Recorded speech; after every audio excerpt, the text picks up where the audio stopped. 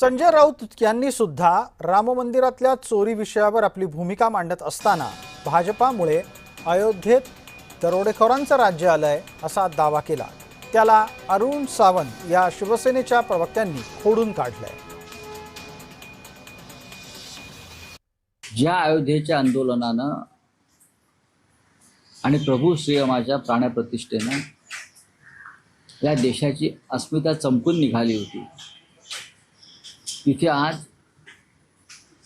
स्वतःला हिंदुत्ववादी मानणाऱ्यांनी जो रामाचा ताबा घेतला, अयोध्येचं अंडरवर्ल्ड केलं।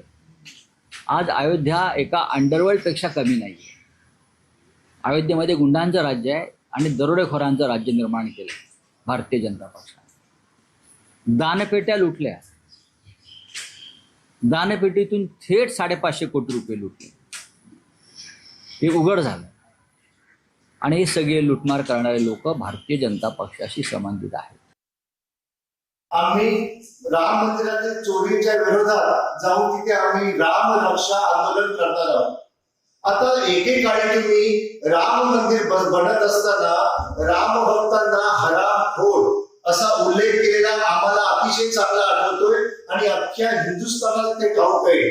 आणि आज तुम्ही त्याच रामाच्या नावाने राम रक्षा आंदोलन करूया म्हणून राम भक्तांना आवाहन करत आहात।